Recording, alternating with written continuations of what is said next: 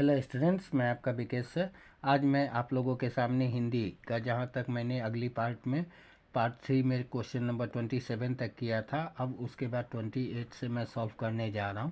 इसमें 28 नंबर जो प्रश्न है, निम्नलिखित काव्यांश के कवि और कविता का नाम उल्लेख करते हुए काव्य सौंदर्य स्पष्ट कीजिए। यह 4 नंबर का आया हुआ है।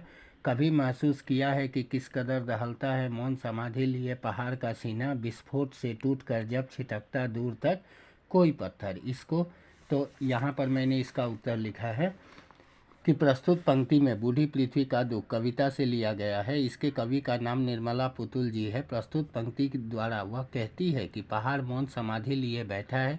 मनुष्य ऊंची ऊंची इमारतें बनाने के लिए पहाड़ में डायनामाइट लगाकर विस्फोट करता है। जब पहाड़ विस्फोट से टूटता है तो उसके टुकड़े तेज गति से बहुत दूर तक इधर उधर जा गिरते हैं। कविता के इन पंक्तियों में कवि पहाड़ के प्रति मनुष्य के क्रूर व्यवहार की ओर संकेत किया है। इसके बाद अथवा बोल के था, आज़ादी यानी अज्ञानी को ज्ञान, ज्ञानी को कर्म, कर्मठ को बलिदान और बलिदानी को जीवन। तो इसका जो भावार्थ है काव्य सौंदर्य मैंने यहाँ लिखा है। प्रस्तुत पंक्ति आज़ादी कविता से ली गई है। इसके कवि बालचंद्रन चुल्लीकांत जी है। उन्होंने प्रस्तुत पंक्ति द्वारा आज़ादी के मतलब को बताया है कि ज्ञान, कर्म और बलिदान के समन्वय से जीवन को स्वस्थ व सुंदर बनाया जा सकता है। वे कहते हैं कि अज्ञानी के लिए ज्ञान प्राप्ति ही आज़ादी है।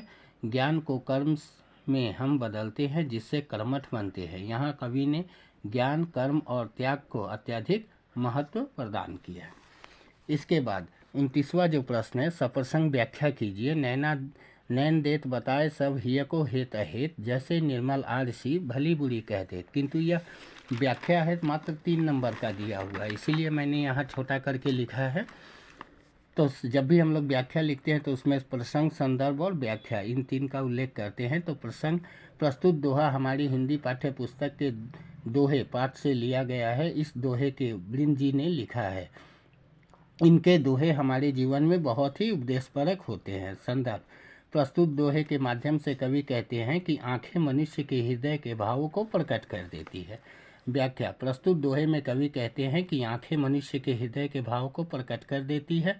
हम उन्हें देखकर समझ सकते हैं कि वह व्यक्ति का हमारे प्रति कैसा भाव रखता है। यह हम उसकी आंखों को देखकर ही पता चल जाएगा। इसके बाद दूसरा जो है, देख आया चंद्र गहना देखता हूँ दृश्य अब मैं, मेड़ पर इस खेत में बैठा अकेला एक बीते के बराबर यह हरा ठिगना चना। इसका व्याख्या मैंने यहाँ लिखा है। प्रस्तुत पंक्ति हमारी हिंदी पाठ्य पुस्तक के चंद्र गहना से लौटती बेर कविता से लिया गया है। इस कविता के कवि केदारनाथ अग्रवाल जी है। संदर्भ, प्रस्तुत पंक्ति में कवि चने की विशेषता के बारे में बतलाया है। व्याख्या, प्रस्तुत पंक्ति में कवि कहते हैं कि मैं चंद्रगहना नामक स्थान से आया, जहां लौटते समय खेत की मेड़ पर बैठा हुआ खेत तथा आसपास के दृश्यों को देख रहे थे। वह देखते हैं कि चना का आकार छोटा है, चने में गुलाबी रंग का फूल आ गए हैं।